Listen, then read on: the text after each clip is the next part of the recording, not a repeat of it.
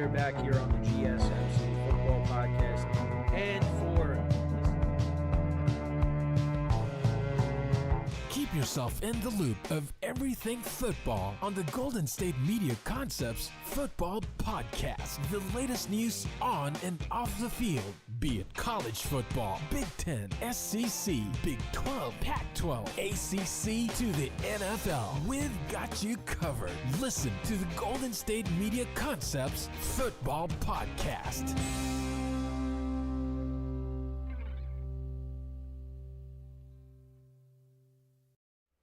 And welcome everybody to another edition of the GSMC Football Podcast, brought to you by the GSMC Sports Network.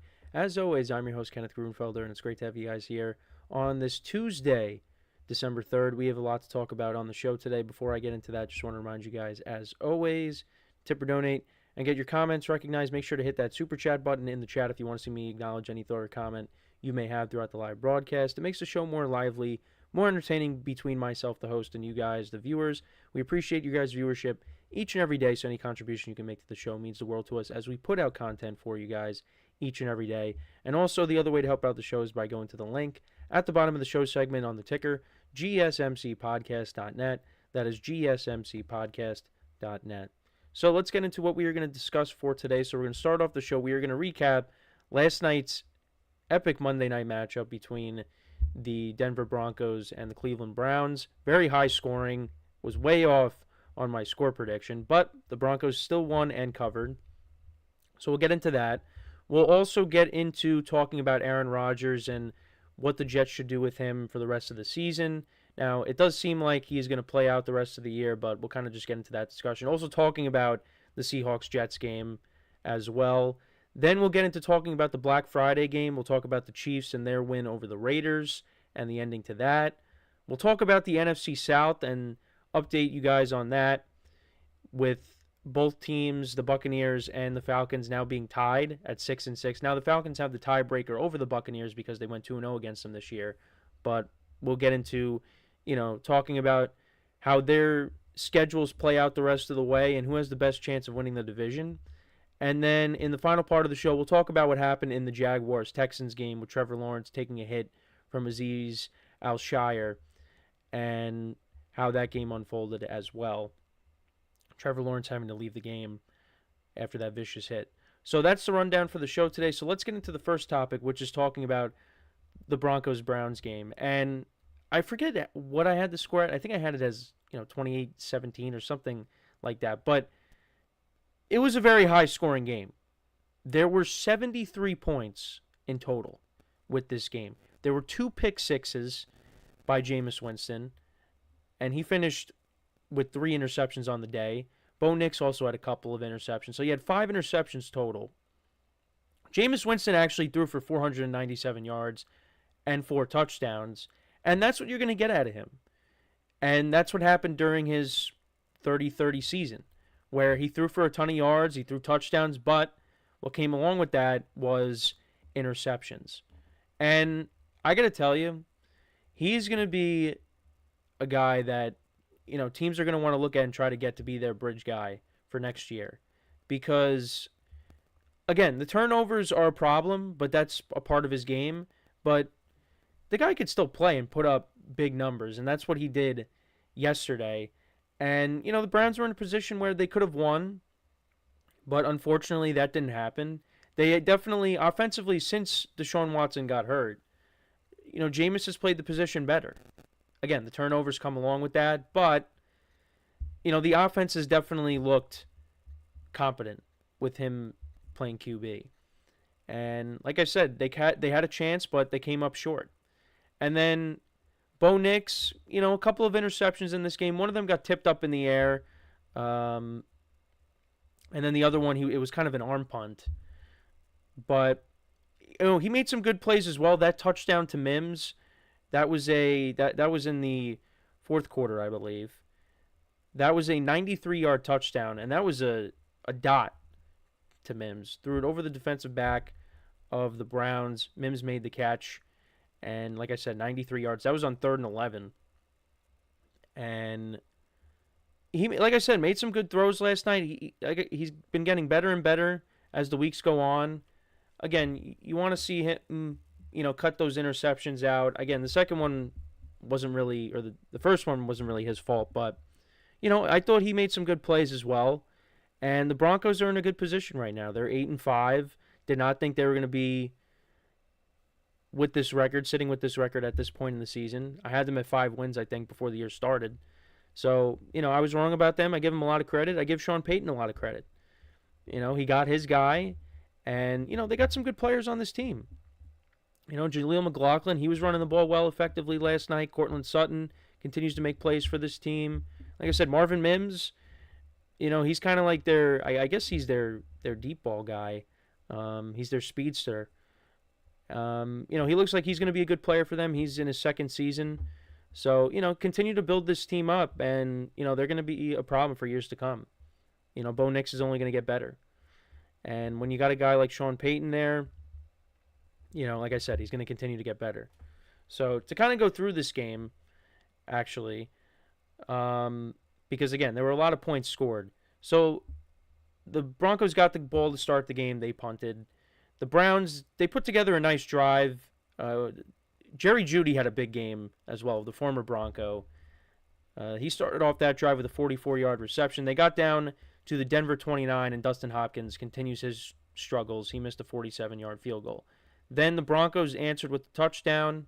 They went down the field. Javonte Williams from 2 yards out scored to make it 7-0. Then the Browns answered with a touchdown. This was a David Njoku 8-yard touchdown.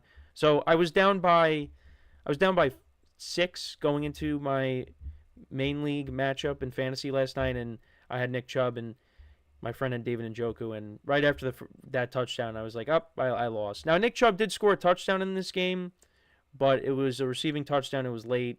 Really did not do much on the ground. The Browns really couldn't get a running game going. So, yeah, it was 7-7 after the first quarter. Then Bo Nix threw his first interception of the game. That led to a Dustin Hopkins field goal, a 45-yarder. Then later in the game, the Broncos, they answered with a touchdown. You had a Burton 1-yard rushing touchdown, so that made it 14-10. Then Jameis Winston threw his first pick six. That was to Benito. That was a 71-yard return.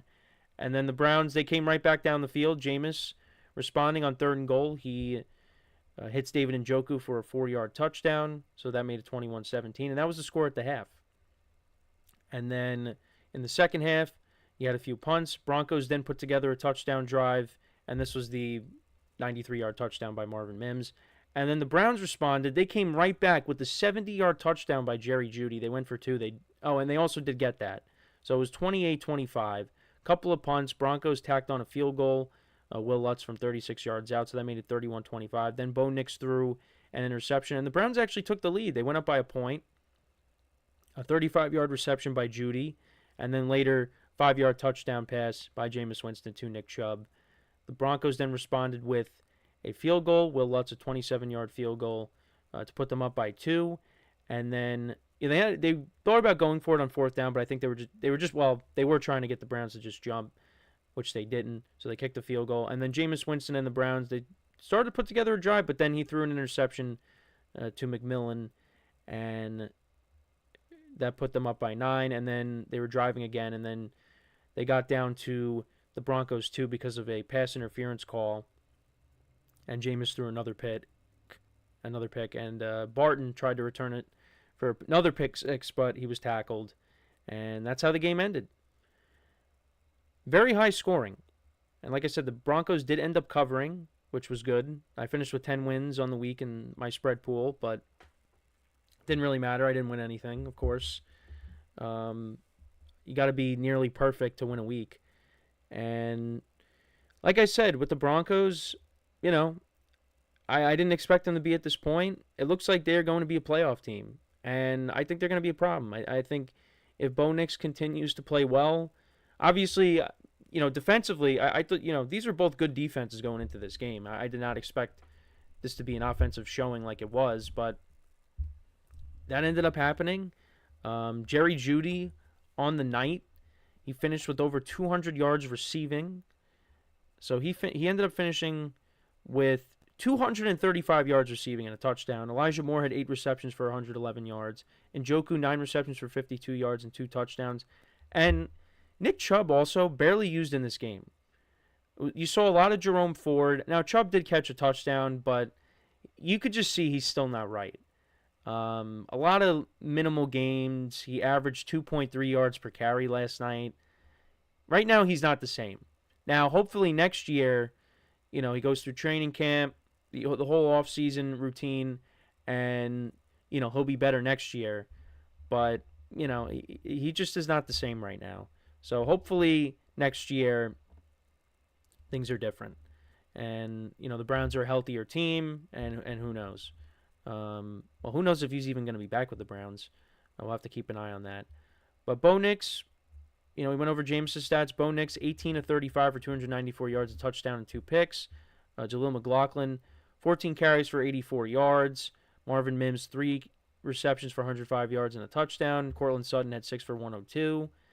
Broncos defense had 3 sacks on the night of Jameis Winston and had a couple of turnovers. Well, a few takeaways. 3 interceptions of Jameis Winston. And the Browns fall to 3-9. Broncos improve to 8-5 on the season. They go into their bye week, and then their final remaining games, you got the Colts, the Chargers, the Bengals, and the Chiefs. So not the easiest schedule to close out the year, but I definitely do think you could be looking at 10 wins for the Broncos, 10 or 11 wins. But like I said, you got to give him credit. I mean, Bo Nix on the year right now, 17 touchdowns to 8 picks, almost 3,000 yards passing. You'll take that.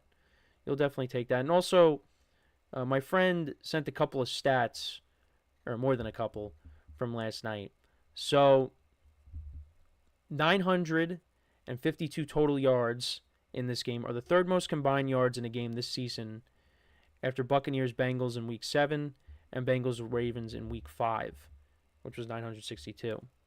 Then you had Jameis Winston's 497 passing yards of the Browns' single-game record, regular season or postseason, and second most in a game in Monday Night Football history after Tom Brady in 2011 at the Dolphins, which was 517.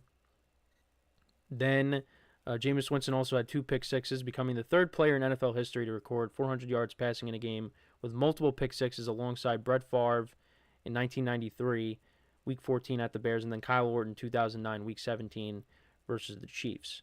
Now, that first stat that he sent, Buccaneers and Bengals, I don't think they played each other this year. So that had to happen at another time, obviously. But you also had Bengals-Ravens. That happened earlier in the year. That was the first overtime game that they played against each other. But, yeah, so that must have been a typo there. But anyways, then a few more stats here. Jerry Jeudy's 235 receiving yards are the most by any player in a game against his former team in NFL history. I mean, yeah, he had over 200 yards receiving. And then first game since 1950 with back-to-back plays with offensive touchdowns of 70-plus yards. Bo Nix's 93-yard TD to Marvin Mims in the third quarter was the longest TD pass by a rookie since Charlie Batch. Wow. Former Steelers backup quarterback in 1998 against the Bears. 98-yarder. So there's some stats for you for this game. Again, did not expect that to happen, that kind of game. But it was an exciting game. I just wish, for fantasy purposes, it went a little bit better for me because it was a rough weekend. I basically got eliminated in 3 of my leagues. But I still am alive in a couple. So hopefully, those end well for me. My dynasty leagues, I'm out basically in both. I lost. I told you guys yesterday. I lost on the Josh Allen receiving/passing touchdown. I ended up losing by 3 because he got 10 points on that play. It was a rough week for fantasy, but you know what? Hey, we got 10 wins in the spread pool. Maybe we put together a run here towards the end of this final stretch here. But yeah, let me know what you guys think though about this game. What were your takeaways from it? Let me know in the comments. So we are going to take our first break of the show, and then when we come back, we will talk about the Jets-Seahawks game from Sunday. We'll also talk about if Aaron Rodgers should be benched, but from some comments made by Jeff Olbrick, it doesn't seem like that's going to happen.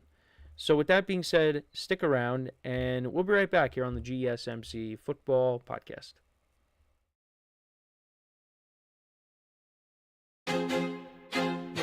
feel like I'm losing my mind.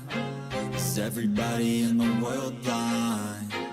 Please, Lord, give me a sign, a sign. I feel like I'm losing my mind.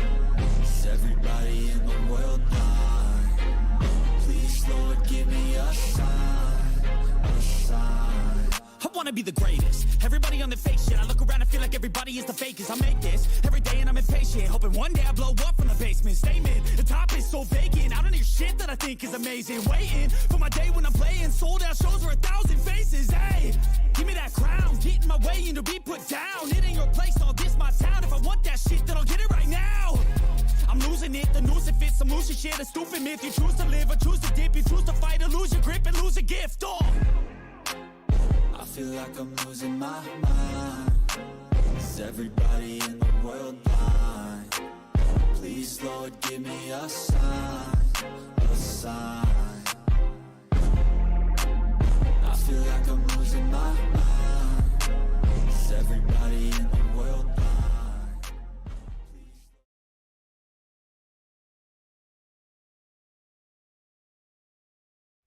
All right, and we are back here on the GSMC Football Podcast. And for the second part of the show, we're going to now get into talking about the Seahawks-Jets game and also get into talking about should Aaron Rodgers be benched.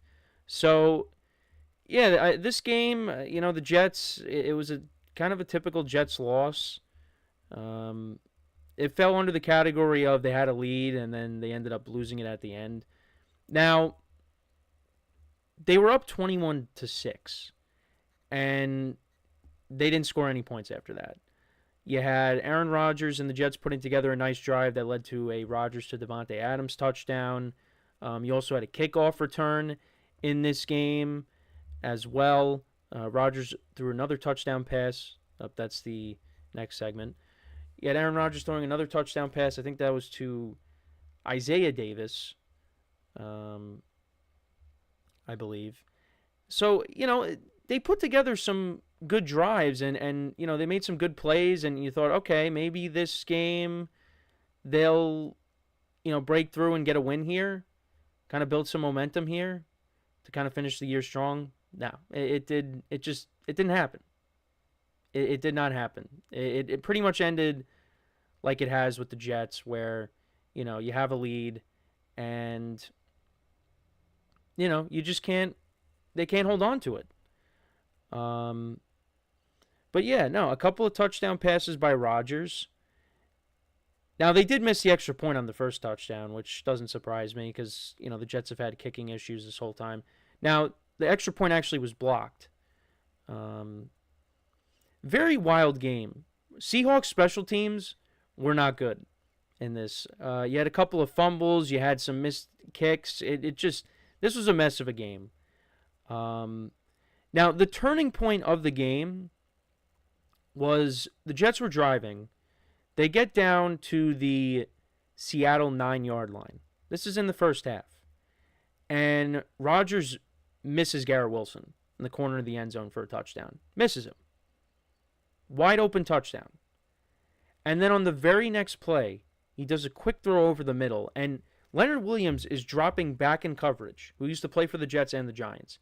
It gets tipped or batted, and he ends up picking it off, and he returns it 92 yards for a touchdown. And that made it 21-13. And that was the turning point of the game. The Jets did not score, after it was 21-6. That was the turning point. And the Seahawks slowly but surely chipped away at that lead, and they ended up getting the win 26-21. There were bad penalties in this game. Davante Adams had a crucial drop at one point. Also, he got penalized for an offensive pass interference. And Rodgers looked better at times. He was moving around, so the bye week definitely helped, but the consistency is not there with his throws. And, I don't like saying that because, again, he's been one of my favorite players since I started watching football, but, we're nearing the end here, unfortunately. The pick six was bad. I have not been a fan of the quick throws And this goes back to his days in Green Bay. I just was never a fan of him. But, they continue to do that. And, that led to a pick six by Leonard Williams, who used to play for the Jets. How fitting. And, of course, the other thing, too, is you had Geno Smith, get the win against his former team. So I forget what the stat is. I know with Leonard Williams, that was the longest return by a defensive lineman in NFL history, something along the lines of that. But I think it was the first time since the late 90s, I want to say, that you had two former quarterbacks of a certain team beat that team in the same year. I forget what year it was. Might not even be from the 90s. But you had Geno Smith and Sam Darnold both defeat the Jets. In two games where the Jets could have won. Now, the Vikings game, Rodgers had 3 picks, but they were driving down the field to possibly win the game. And then here, they had a lead, and the offense went quiet. The Jets have failed to put together a full game this season, even in some of their wins. I guess, the Patriots game, that was, they put together a full game there. The Titans game, I guess you can maybe say that. You can make the argument for it. But the Titans kind of gifted them that win. Other than, and the Texans game, they were awful in the first half. So, other than that, they just have not put together a full game. And if they're able to do that, they have more than just 3 wins on the season. Anthony Manzano in the chat says, with how he's doing in Washington, do you think Kingsbury is going to get another head coaching job? I think it's possible. I definitely think it's possible. But, you kind of worry about him as a head coach because it really did not end well in Arizona. And his seasons kind of all were the same, where like the team would get off to a good start and then they would kind of tail off. So you do worry about that. But yeah, I think he will get some consideration. I mean, the Bears definitely would be the spot because, of the history with Caleb Williams. But we'll have to wait and see. He also said, I didn't expect Aaron to fall off a cliff like this. Do you think it's mostly the injuries have finally caught up to him? I think it's a combination of things. I think it's the injuries. I think it's the age. I think it's also the team that he is on right now. Because I've said this, you look at some of these other quarterbacks like Tom Brady, Peyton Manning, and Matthew Stafford, they went to better situations. Now, the Jets on paper looked like a good situation because you had a very good defense that he'd be playing behind. You had Garrett Wilson and Breece Hall as playmakers on this team. My concern going into this Jets era with Aaron Rodgers was the offensive line, and that's what led to him getting hurt last year in a way. The offensive line still hasn't been great. The Jets tried to address it. They brought in 3 different offensive linemen.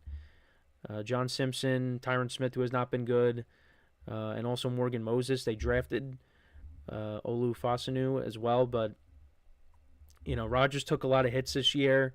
And like I said, the bye week looked like it helped him a little bit, but, like some people are saying, he still thinks that he can make all the throws that he was able to make in his prime, and he just can't.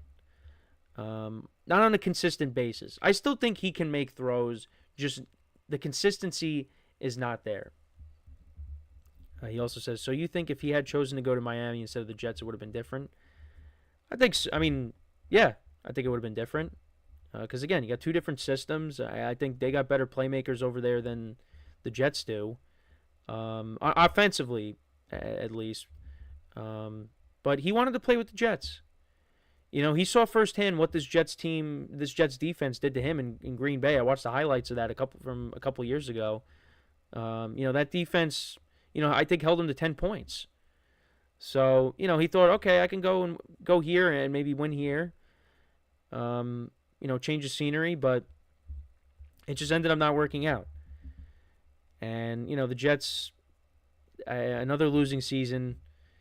I don't know what's going to happen. I don't know if he's going to end up coming back next year or not, if he's going to want to continue to play just somewhere else. But it just it hasn't been good.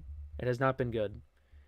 And, if this is how he goes out, it's going to be such a sad way for this career to end. Obviously it's tough. Not everybody's going to be Peyton Manning where you win your Super Bowl your last year. Even Tom Brady's last year wasn't great. He finished with a losing record. But, it doesn't matter because the guy won 7 Super Bowls. Aaron Rodgers only has 1, and as great as his career has been, and he's one of the greatest quarterbacks of all time, he does leave you with wanting more. And, in the early 2010s, there were some years there where, he could have probably got to another Super Bowl and won it, but it just didn't happen. You had the Giants knock them off. You had Colin Kaepernick and the Niners. You had what happened in the NFC Championship game in Seattle. I think that was kind of the turning point, because I would never have expected Green Bay to lose a game like that. And, obviously you had the run the table year, but, that Packers team was not very good. And you saw that when they went up against the Falcons. And then, a couple of years where he was hurt. And, McCarthy's last year was not good. The LaFleur years, you had a chance, but, they ended up losing that. He didn't play great in the 2 playoff losses. He did play good in the NFC Championship game against the Bucs, but he needed to do a little bit more. And also the defense needed to get some stops too, and not let Scotty Miller run free for a Hail Mary at the end of the first half. But now I'm just going off of all the Rodgers losses in the postseason. But yeah, it's tough. But when it comes to him getting benched, Jeff Ulbrich, now he kind of left the door open. It was like a wait and see comment. But then he came out and said Rodgers gives them the best chance to win. And, I understand some people are saying you'd rather have Tyrod Taylor, but what difference does it really make? What difference does it make? You have 9 losses on the year. Just let Rodgers finish out the year. And if he gets hurt, then, yeah, you put in Tyrod. But just let Rodgers finish out the year, and then, you go from there. Anthony also in the chat says, I got to scroll back up. With Aaron Rodgers specifically, is it possible that he has one of these types of issues where he's a quarterback that's refusing to admit his arm is not there anymore and adjust his game, where he uses his ability to read the field instead of his arm talent and arm strength? And Aaron really doesn't have the patience to let Youngtown, a receiver, develop. You would constantly see him on the sidelines yelling at Dobbs and Watson for dropping balls. Yeah, that last year in Green Bay, it was kind of a transition because Devontae Adams left, and, they had Romeo Dobbs and Christian Watson step in. The very first play, the week 1 against the Vikings a couple years ago, Christian Watson was wide open. Rodgers threw a nice pass to him, and he dropped it. That would have been a walk-in touchdown. They were able to make things work, though, as the year went on. But, yeah, kind of wish Devontae was still there for that last year in Green Bay. But I guess so. You know what? Because, mentally, and it was the same thing with Peyton Manning. Mentally, you still got it. It's just physically you may not have it anymore. Peyton Manning, his last year was not great. The Broncos defense single-handedly carried him to the Super Bowl, and they won it because of their defense. And Peyton managed the game, those last few games in the playoffs and into the Super Bowl. I still think, Rodgers definitely looks better than Peyton Manning his last year. But that's also because Peyton Manning had, the neck injuries and the neck surgeries, all that. So it's just, for Rodgers to be successful at this advanced age, well, again, you're coming off of a major injury. You have to be in the most perfect situation.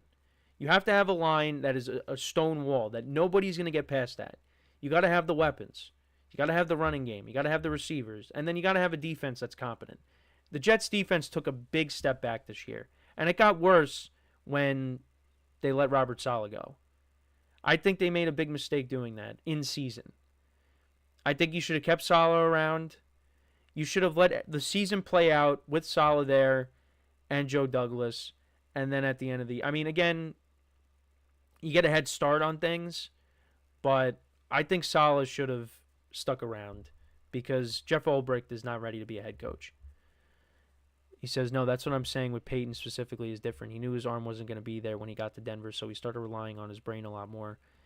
Yeah, it's true. Peyton Manning and Aaron Rodgers are 2 different guys. They have different ways of thinking. And Rodgers probably still believes that he has it, but, we see the results on the field. It's not playing out the way, a lot of us hoped for. So it is what it is. He's not going to get benched. I think the Jets are going to let him play it out. We were talking about it in our production meeting. Would he get benched or released? I said the first thing that would probably happen is he gets benched. I don't think he's going to get released.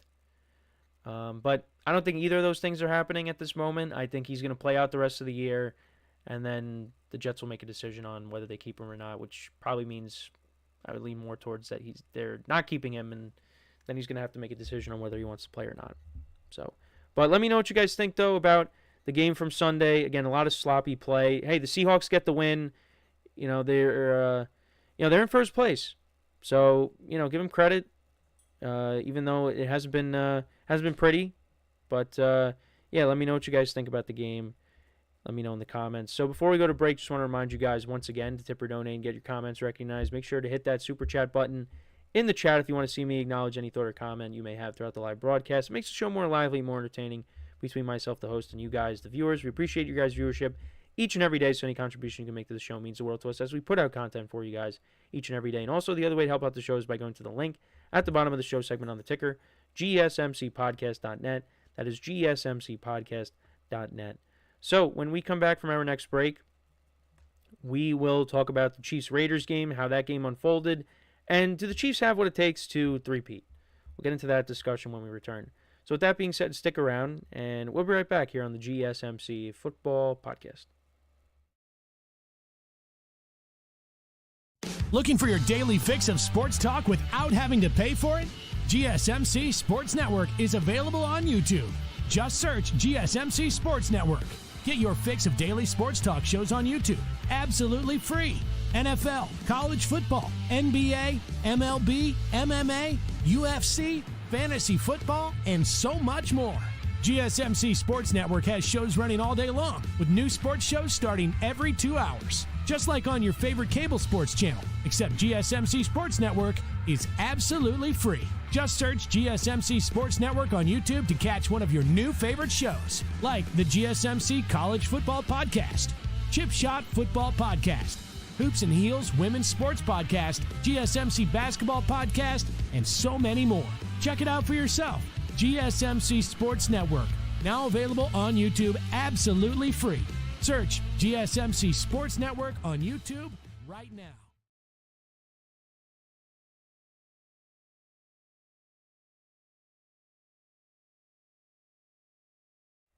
All right, and we are back here on the GSMC Football Podcast. And for the third part of the show, we're going to now get into talking about the Chiefs-Raiders game from Friday, the Black Friday game. The Chiefs picking up the win. And there was a bit of a controversy at the end of that game with the Raiders, having a chance to win the game, but they ended up fumbling the snap at the very end, and the Chiefs recovered, and that led to them winning. So a couple things actually, as I was going into break, a couple of things I wanted to talk about. Well, the last comment that Anthony said in the chat is, do you think Rodgers' performance with the Jets is going to hurt his legacy and maybe prevent him from being a first ballot Hall of Famer? Not at all. Not at all. Yeah, he doesn't have the Super Bowl rings like Tom Brady does, but he has 4 MVPs. He's got a Super Bowl ring, and he's got the best touchdown to interception ratio in NFL history. He's a first ballot Hall of Famer. Yeah, I mean, it's kind of like the period at the end of a sentence. Like his legacy is already cemented. As time goes on, not many people are going to look at his Jets tenure and be like, yeah, that's, put that along with his career. I mean, it is, but you're only going to think of Aaron Rodgers as a Green Bay Packer. That's what it comes down to. That's where he cemented his legacy. He had a lot of great years in Green Bay. Again, you wanted to see more. You wanted to see him win more Super Bowls, but it just didn't happen. And it's unfortunate, but he's at one. And like I said, 4 MVPs. He's put together an incredible career. And the other thing too is, I mean, he's playing with the Jets at 41 years old. It's not like this is prime Aaron Rodgers and, his career took a nosedive. This is towards the end of his career. Had it been in his prime and the Jets somehow got prime Aaron Rodgers and he just fell off, then, yeah, maybe it does hurt his legacy a little bit. But, Aaron Rodgers' legacy is already cemented. This does not impact his legacy. He's going to the Hall of Fame. He's going to be a first ballot Hall of Famer, and that's that. So to kind of go back to the Chiefs-Raiders game, the Chiefs still don't look good. And honestly, I'm running with that narrative as well. They are probably the luckiest team in the NFL. Now, when it comes to winning games, yeah, you got to have some luck on your side. And it just seems like the Chiefs just always have luck with a lot of their wins. And I don't know what it is. Maybe it's just this is how it's going to be, and the Chiefs are going to be on their way to another Super Bowl and win it somehow. But they just have not been playing great. They didn't play great in this game, but they did just enough to win. And the Raiders had some opportunities. I got to tell you, Brock Bowers, I know there's not a lot to be excited about if you're a Raiders fan right now, but Brock Bowers looks like a really good player for them. He has been unbelievable in recent weeks. He had 140 yards receiving on the night, or on the day. 10 receptions for 140 and a touchdown. Jacoby Myers was good for them too. You had Trey Tucker scoring that 58-yard touchdown. Aiden O'Connell played well. 340 yards passing, 2 touchdowns, no picks, was sacked a few times. He went 23 of 35. Did have the fumble at the end. So I wanted to get into that. So towards the end of the game, the Raiders are driving. They get the ball all the way down to, they get it to the Kansas City 32-yard line. So they're in field goal range. It's 3rd and 3, but there was a bobbled snap, and the Chiefs ended up recovering. Nick Bolton ended up recovering at the linebacker. There was an illegal shift, though, and on the Raiders, so that ended up getting declined. However, if it ended up being a false start, then, you push them back 5 yards and you get another chance to run a play. So the Raiders believe that the officiating contributed to the team's error. Antonio Pierce said there was a lot going on during that final play. They thought that they heard a whistle. And that's kind of why Aiden O'Connell was not ready for it, because he wasn't ready for the snap. And he said, we heard a whistle on our sidelines, and he said that possibly could have led to Aiden O'Connell not being ready for the snap. Now, the Raiders, they send the play to the NFL office for review. Pierce explained, but doesn't anticipate any meaningful action from the league regarding the matter. Aiden O'Connell said the clock was running down. I was trying to get the guys lined up, and we were just going to throw the ball out of bounds, run the clock down, get to 4th down, and kick the field goal. It's completely my fault. I was looking out to the right, making sure guys were set, and I started clapping. I clapped too early. That's just how the football bounces sometimes. It didn't go our way, and there's really nobody to blame but myself. That's probably the hardest part to swallow. So Aiden O'Connell takes, full accountability for that. And, yeah, I mean, he played a really good game. It's just they came up short. To kind of go through it, it was 3-3 after the first quarter. Carlson missed a couple field goals in this game. He ended up going 1 for 4. He did try to kick a long one, I think at the end of the first half, and it was just short. Actually, no, it was this one. It was the 56-yarder in the second quarter. It was earlier in the second quarter, and yeah, it ended up being short. The Chiefs did go up 10-3. At one point, you had Justin Watson catching a 6-yard touchdown, and then later the Chiefs ended up getting their field goal blocked. You had Matthew Wright kicking a field goal. It was a 59-yarder, but like I said, ended up getting blocked. The Raiders then turned it over on downs. They tried to run up the middle with Amir Abdullah on 4th and 1 from the Kansas City 30. He ended up getting stuffed. Then the Chiefs scored another field goal, a 42-yarder. Carlson missed another one. This was a 55-yarder, and the Chiefs tacked on another field goal. So 16-3. And then Brock Bowers had a 33-yard touchdown on the Raiders' drive to answer. And they actually went ahead. Trey Tucker, a 58-yard touchdown. So that put them up by 1. Chiefs did go up by 2 with the field goal. And then, like I said, the Raiders, they missed the field goal earlier in the fourth quarter. This was a 58-yarder. Then you had the fumble at the end, and they end up losing. Patrick Mahomes went 26 of 46 for 306 yards, a touchdown, no interceptions. Isaiah Pacheco made his return. He had a 34-yard run in this game, but really didn't do much on the ground. He had 44 yards on the ground in total. Kareem Hunt had 15 yards on the ground. DeAndre Hopkins had a drop in this game, But, 4 receptions for 90 yards. He's been productive for them. Travis Kelce had 7 for 68. Noah Gray, 4 for 58. Xavier Worthy, 5 for 54.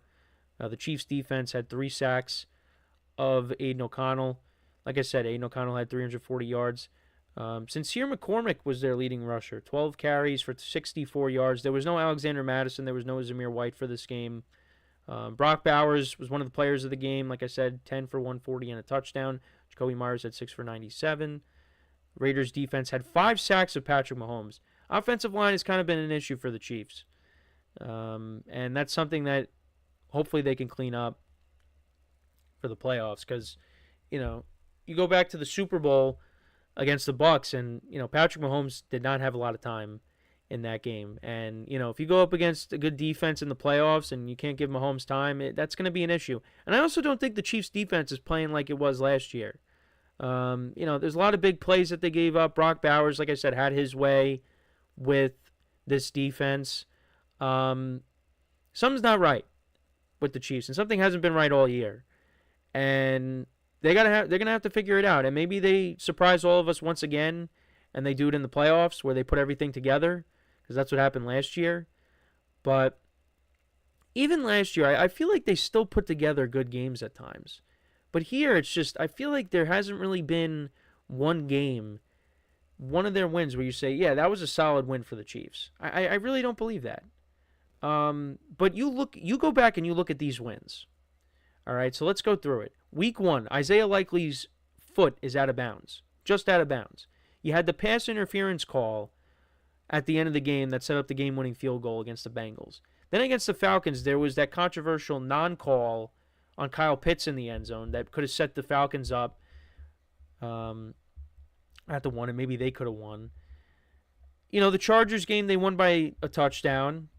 I can't really remember anything controversial that happened in that game, other than, we had Rashee Rice getting hurt. Mahomes, had some friendly fire there. The Saints game, the Saints weren't very good. They won by 13 points there. I guess maybe that game. The 49ers game, Mahomes did not play well. I remember that, but they still won by 10. The Niners had a ton of injuries in that game. The Raiders, they let the Raiders hang around. They went into overtime with the Bucs. They had a blocked field goal against the Broncos. You had the game-winning field goal at the end against the Panthers, and then the ending against the Raiders. A lot of their wins, they could have very easily lost, but they didn't. And that's why you got to say, hey, you need some luck on your side, and they got that. But, these last 5 games that they have, the Chargers, that's going to be an interesting game. The Browns in Cleveland, that's not going to be easy. If Jameis Winston's going to turn the ball over, but he's also going to throw for a ton of yards as well. So you got to be careful about that. The Texans, that could be an interesting game. I don't really buy into the Texans right now. They've kind of disappointed me. But hey, you know what? That's a game that could go either way. The Steelers game is the one that I'm really interested in when they have to go to Pittsburgh to take them on. How is that going to go? And then they play the Broncos the final week. I think there's another loss in there for the Chiefs. But I think Mahomes is starting to play a little bit better. But, he still hasn't been spectacular. With Pacheco being back, that definitely helps. But, yeah, right now, I'm not very optimistic with the Chiefs. But you know what? They could prove me wrong. They could prove us wrong and end up, playing well in the playoffs, because that's what happened last year. But, we're going to have to see it to believe it. Also, Anthony had a couple of other things to say in the chat regarding this game. He said, and this is what I hate about fans. They make it sound easy, like it's not challenging to win a Super Bowl during his prime. The NFC was the better. Oh, all right. That was about Rodgers. The NFC was the better conference, top to bottom. Yeah, I agree with that. Back in the early 2010s with Rodgers. And then this is what he had to say about the Chiefs and the Raiders. And when you have Patrick Mahomes at quarterback, he can cover up the serious deficiencies your team has. Yeah, but he also hasn't been great this year either. He's got to play better, and he has played better at times, but we haven't really seen him play a vintage Patrick Mahomes game just yet. Of course he's made plays the scrambles, and of course he makes those great throws. But again, I want to see the Chiefs put together one game where I look at that and say, wow, that was a Chiefs win. Like if they blow a team out, they haven't really done that this year. He also said the Raiders were leading going into the fourth quarter. They found a way to lose that game. It's not the Chiefs won the game. It's the Raiders finding a way to lose. I don't necessarily disagree with that. The Raiders found a way to snatch defeat from the jaws of victory. Yeah. Kansas City is more of a playoff team than a regular season team. The record is good at the end of the season, but they're not playing full throttle the whole season. They have another gear in playoffs. See, that I agree with. I think that's what it is. It's kind of like, you could relate it to teams in the NBA. Like they kind of just go through the motions during the regular season, and then once you get to the playoffs, they turn it up a notch. And I think that's what we're going to see from the Chiefs. I think when we get to the playoffs, it's going to be a different team. And it's going to be a problem. I definitely see, and if they have home field advantage, you got all these teams that are going to have to come to them. And, in the Mahomes era, there's only 2 quarterbacks that have beaten Mahomes at home in the playoffs. And one of them is retired, and the other one is probably not even making the playoffs this year. And going back to before the season started, I said that was the team that had the best chance of knocking off the Chiefs. They're not even going to make the playoffs this year. So, who could it be? Is it going to be Josh Allen? Is it going to be Lamar Jackson? Could the Steelers do something? The Texans? Who knows? We'll have to wait and see. But, the Chiefs probably will turn it up a notch, and, they'll look like the team that we're accustomed to seeing. So maybe they are kind of just going through the motions. I don't know. I don't know. We'll see what happens when we get to the playoffs, though. But let me know what you guys think about this game. What were your takeaways from it? Let me know in the comments. The Bills are right behind the Chiefs, so the Chiefs cannot afford to lose another game, because if they do and the Bills win, then the Bills would have home field advantage at the moment. But also the Bills could still lose a game. We will see. So we're going to take our next break, and then when we come back, we will talk about the NFC South. We'll get into the update on that division, where it kind of sits at the moment. So make sure to stick around, and we'll be right back here on the GSMC Football Podcast.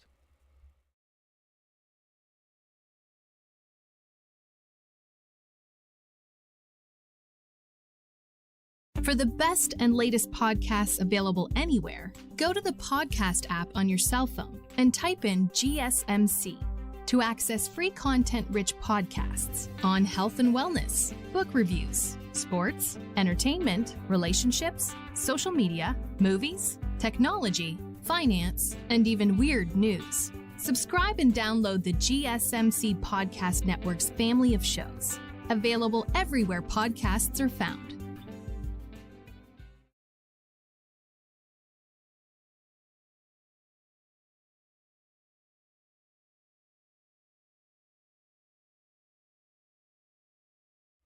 All right, and we are back here on the GSMC Football Podcast. And for the fourth part of the show, we're going to now get into talking about the NFC South and what's going on with that division race. So right now, the Buccaneers are back in it. They have now tied the Falcons. Falcons losing their 3rd straight game. Both teams are 6-6 right now. And I think the more concerning thing is the play of Kirk Cousins. Kirk Cousins has not been good as of late. He has played poorly. He had 4 interceptions on Sunday against the Chargers. And look, he's another guy that's coming off of a major Achilles injury. I get it. But some of those throws could have been avoided. I mean, he's throwing into, triple coverage. Drake London. He's trying to hit Drake London, and there's all charges around him. That gets picked off. Also, in the end zone, he throws a pick. I mean, he's just like, it was like a game of jackpot where he's just throwing it up in the end zone to see who comes down with it. And, of course, it was a Chargers player that came down with it. He had a pick 6 in this game. Chargers defensive back jumped that route. That wasn't a hard thrown pass either. That was kind of a lob. And that got picked off. It was a bad game for him and the Falcons. They just could not, get anything going. And, the Chargers, they're banged up on offense. They had no J.K. Dobbins in that game on Sunday. And they definitely missed him because the Chargers really couldn't run the ball. And on top of that, they're kind of reverting back to how it was earlier in the season with, Justin Herbert in that offense. They got to get more playmakers on that side of the ball for Justin Herbert. Ladd McConkey is banged up. He's playing hurt right now. He's dealing with that shoulder injury. So, yeah, but the Chargers get the win, though. They're in a good position to make the playoffs. I've been saying that for the last couple of weeks, but they're only bettering their chances now, increasing their chances of solidifying their spot for the playoffs. But the Falcons, this is not looking good. Now you got people calling for Michael Penix, and I don't know. We'll see what happens. I think, they're still going to stick with Kirk, I would imagine. I don't know if throwing in your rookie quarterback is the best course of action right now. With, you still have a chance to win the division. With everything that has gone on, with how poorly Kirk Cousins has played, they still have a chance. Now, I kind of was leaning towards, or was kind of thinking that, all right, they're going to go into the bye week after that blowout loss to Denver. They're going to figure out some things and come out better out of the bye. But, you're going up against a pretty good defense in the Chargers, and Kirk Cousins did not play well. And it's just not looking good. And if you take out his 2 games against the Buccaneers, his stats are not good. So right now he has 17 touchdowns to 13 picks, and I think the 13 picks is the most in the league now. So you take out, because he had over 500 yards passing against the Bucs. Actually, I didn't even want to check my fantasy app, but you take out the games against the Buccaneers, and they were both wins. He played well. So the first Buccaneers game, he had 4 touchdowns, and the second one he had 4 touchdowns. He had a pick in the first one. So you take out those 8 touchdown passes, and we'll take out the interception as well. He has 9 touchdowns to 12 picks. That's not good. That's not good. And you look at the last 3 games, after the 3 touchdown performance against the Cowboys, he has no touchdowns and 6 interceptions. Didn't throw one against the Saints, didn't throw one against Denver, had 1 pick each in those games, and then didn't have a touchdown pass in the game against the Chargers, but he had 4 interceptions. It's not good. It's not good.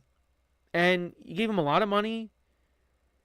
I think what was it, $100 million guaranteed? So far, that's not looking like a good contract. Now, there's a possibility that they can move off of him at the end of the season and they go right to Michael Penix. Because, you know what, I do believe that there will be a team out there that would want to trade for Kirk Cousins. Because there's always teams that need quarterbacks. But, I mean, what is it, though? Is it the injury? Is it the system that he's in? Why is he... I mean, it could be it definitely is a combination. Because, again, Drake London's had a good year. They got good running backs. Kyle Pitts, I mean, they were expecting him to have a big year, but he has not. And then your other 2 weapons are Darnell Mooney and Ray McLeod, which they both had good seasons, respectively. But, you know, it's a lot different than when you were in Minnesota and you had Kevin O'Connell as the head coach, and you had a good offensive line, and you had, you know, Dalvin Cook running the football for you with Justin Jefferson and Addison last year, of course, and T.J. Hawkinson, and, you know, of course, before that, you had Adam Thielen there. It's definitely different. You know, I think Kirk Cousins should have tried to stay with the Vikings, if I'm going to be honest. Now, I don't know, again, I don't know what happened behind closed doors, but, you know, the Vikings didn't want to bring him back, I guess. And Cousins wanted a lot of money as well, so, you know, maybe it just didn't work out. But, you know, I think I would have tried to stay in Minnesota. But, you know, you want to get paid. And Kirk Cousins got paid a lot of money, but he just has not, he hasn't delivered. He hasn't delivered. And, you know, fortunately, they're still in a good spot, but, you know, you look at the remaining schedules for both teams, and right now you would lean towards the Bucks. You would lean towards the Bucks right now to win the division. They're getting healthier. Mike Evans is back. They got the Raiders this upcoming week at home, which I think they should win that. The Chargers game is going to be tough. But you also have the Cowboys, the Panthers at home, which is going to be tough, though, because the Panthers are playing like a better team, and we saw that on Sunday. And then you got the Saints at home, which could be dicey as well. The Saints did beat them at home last year. So you kind of favor the Bucks. And then as for the Falcons, you got the Vikings coming up. You got the Commanders on the schedule. In Vegas, who knows? Kirk Cousins hasn't been playing well. So he could struggle. He hasn't been great on the road this year other than against the Bucks. You got the Giants at home, which you should beat, and you got the Panthers at home. And the Panthers have played better. So it might come down to the last week of the season for who wins this division. Now, fortunately for the Falcons, they still have the tiebreaker because they beat the Bucks twice. But, if you slip up once or twice, I don't expect them to win on Sunday against the Vikings. I really don't. Because Kirk Cousins, again, has not played well on the road. And the Vikings right now are one of the best teams. So I don't expect them to win. I mean, maybe he goes out there and plays really well against his former team. But right now, the way things are going, I don't expect it. So the Bucks right now, I would lean towards them winning the division. And how about that game against the Panthers? Baker Mayfield got hurt in that game as well, but he did return. Mike Evans scored a touchdown in this game. Bucky Irving continues to run the football well for them. He had 152 yards rushing on the ground and a touchdown. The Bucks ran the ball for 236 yards.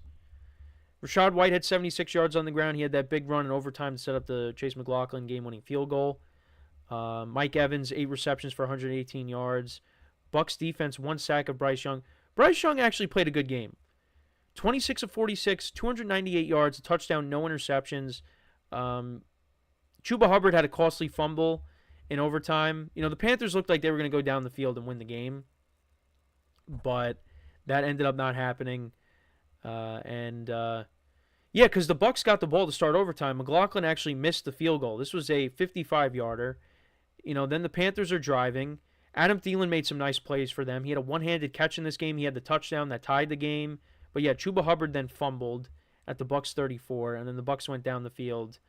And it was set up by first 21 yards to Mike Evans and then another 38-yard run by Rashad White. And that led to the Chase McLaughlin 30-yard field goal. And the Bucks got back to 500. But listen, you got to like what you see out of Bryce Young. He has definitely played better. It's just he's unfortunately been on the losing end of these last 2 games, between this game and the Chiefs game, of course, where they came back. So I do feel bad for him and the Panthers. But hey, he's been playing better, so maybe you give him another chance. And maybe you surround him with more talent. Adam Thielen, have him there. He's a good veteran presence. And like I said, was making plays for them. He had a good game. He was one of the reasons why I lost to my mom in my family league. So, I like I said, you got to like what you've seen out of Bryce Young. And, Jonathan Brooks is back, their rookie running back. And, maybe he starts to, take away some touches from Chuba, with Chuba fumbling. Chuba Hubbard, felt terrible about what happened. He was the last guy on the field. Well, not on the field, but he was, he was sitting on the sidelines. Did not leave yet. He was definitely going through it with what happened, because that was a crucial point in the game. And, it just ended up costing them, unfortunately. So, we'll see what happens, how the rest of the season plays out. But right now, I would lean towards saying that the Buccaneers will win the division. The way the schedules are at the moment, I think you got to lean towards the Bucs. But what do I know? Things can happen. I think the toughest game left for the Bucs on the schedule is definitely that Chargers game. But, they're going to be missing J.K. Dobbins. He got placed on IR. So, they're going to be missing him. You had Gus Edwards, Vidal, their rookie running back. That's kind of your options right now. And Hassan Haskins as well. So, that's kind of where we're at. But, I like the Bucs right now. And you know what? Even with their losses and all the injuries that they've had, they still, were playing well. Baker was still playing well, and now they find themselves back in it. But, it's going to be a tight race to the end. Unfortunately, they don't play each other. The Bucs really should have won that first game that they played against them. They blew that. And had they not, they'd really be in a good position to win this division again. But, hey, they got a light schedule. You got some teams that you could definitely beat. The Falcons got the Vikings on the schedule. That's a very tough game. So we'll see how it goes. But right now, I would lean towards the Buccaneers as the favorites to win the division. But let me know what you guys think, though. I had the Falcons winning the division before the year started, but I don't feel that confident about it right now. Unless Kirk Cousins plays better. If he plays better, then, they definitely have a shot. But if he's going to keep playing like this and turning the ball over, they have no chance.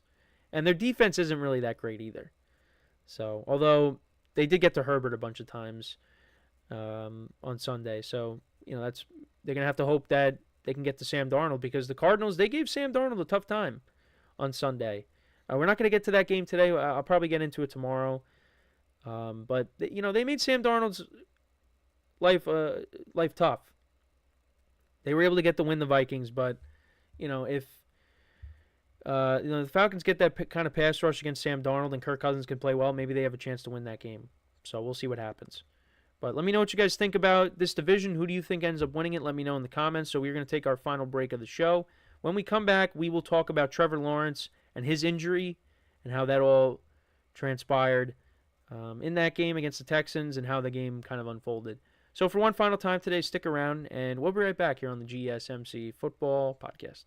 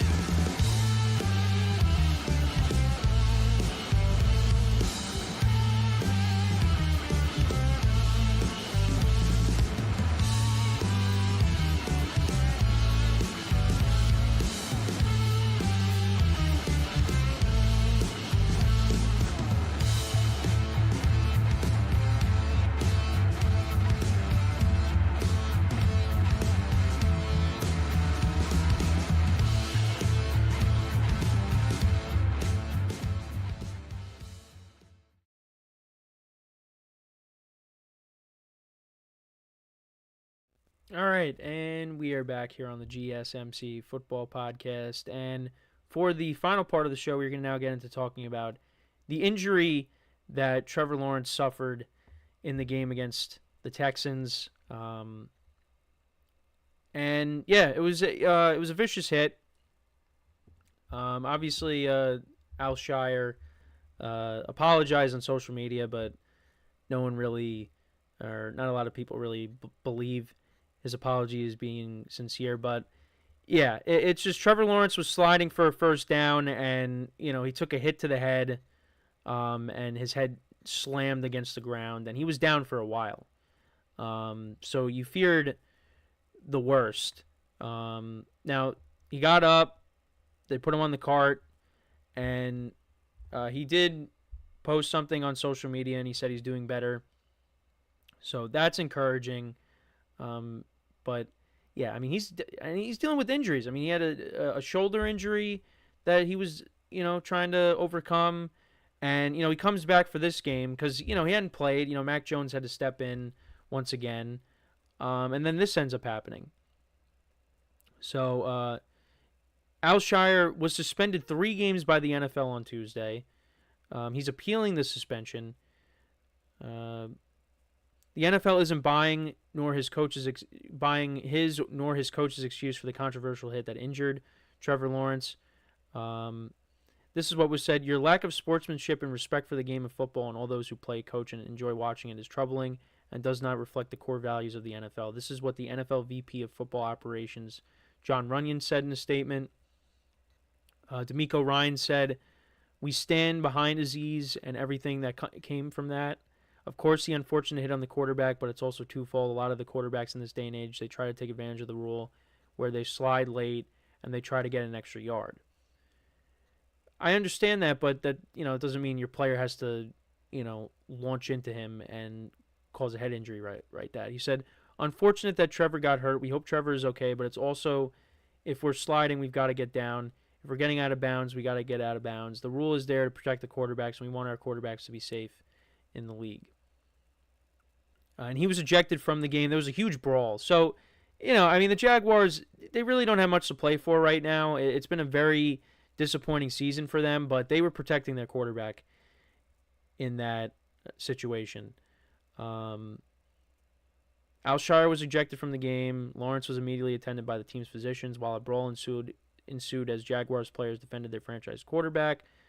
The entire thing is Aziz hits the guy, but their sidelines overreacts and turns into a melee.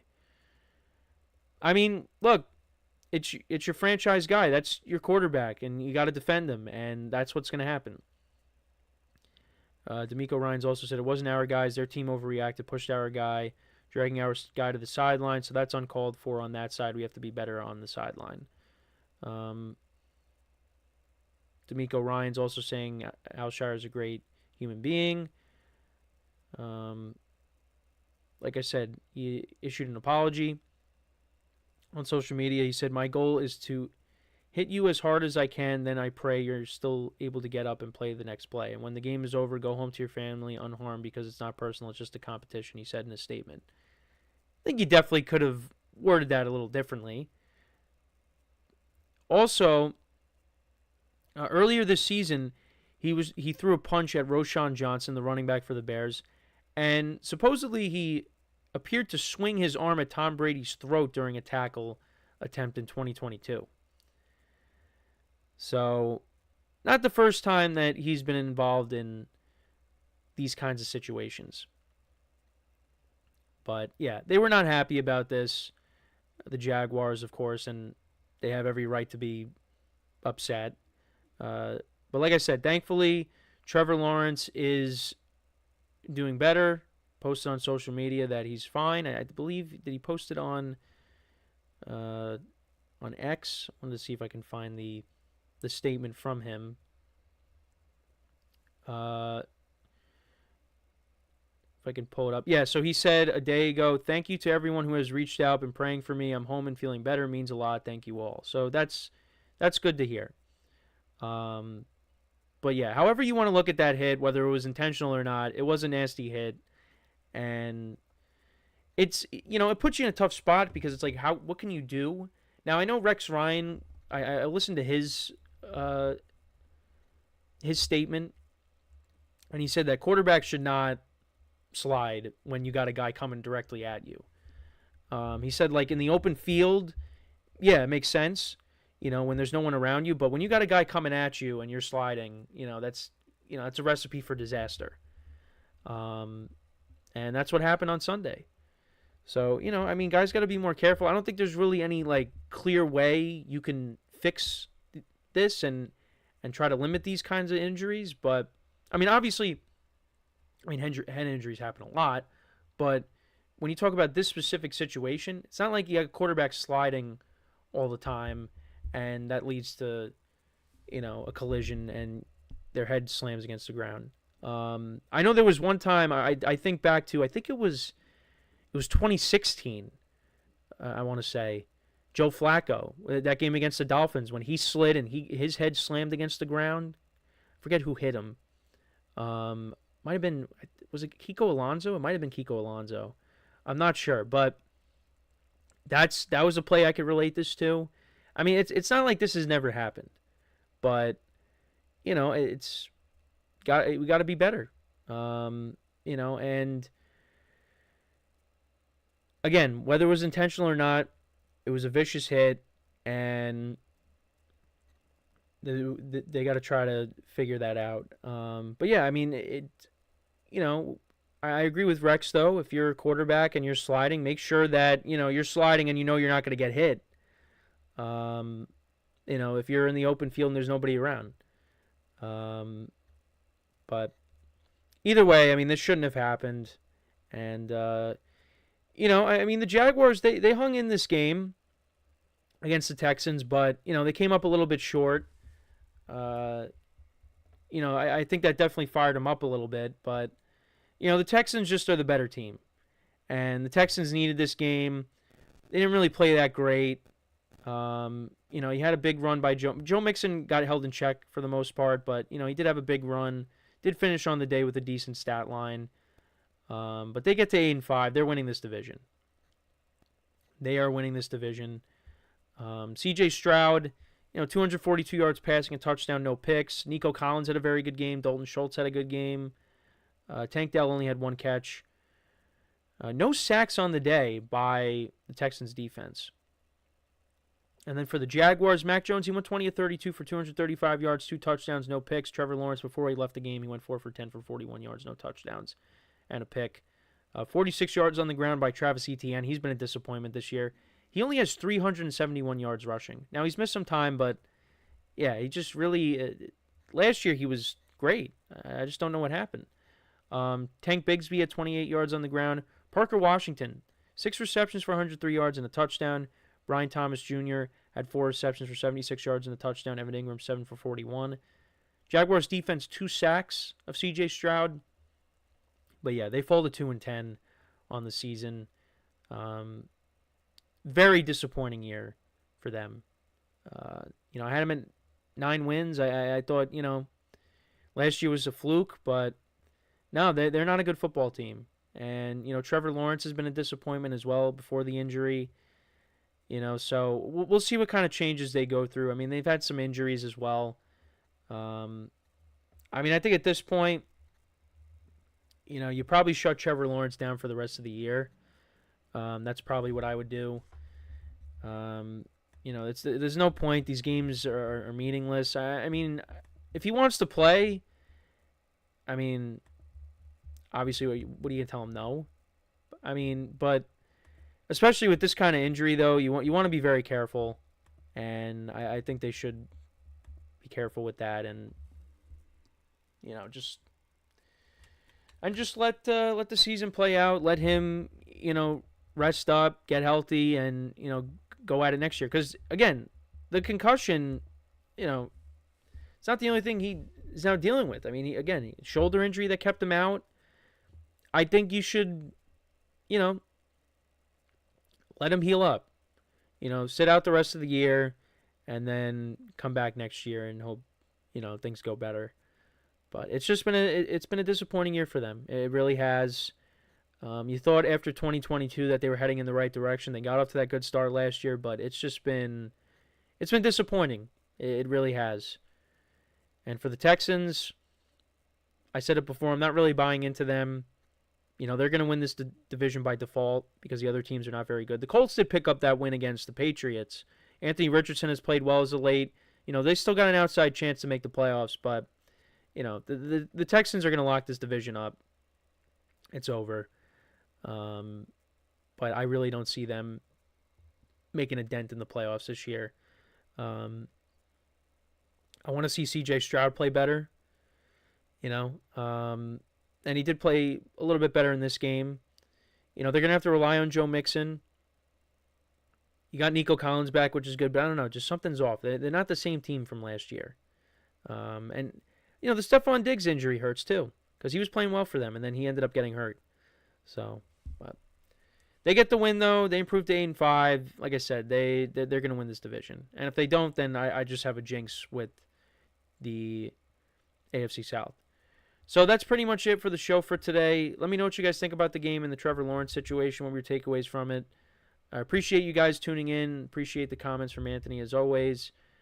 Make sure to check out all the other shows as well. Make sure to leave a like, comment, and subscribe to the video. And as always, I'm your host, Kenneth Grunfelder, signing off from the GSMC Football Podcast, brought to you by the GSMC Sports Network. have a good day, and I will talk to you guys tomorrow. Take care.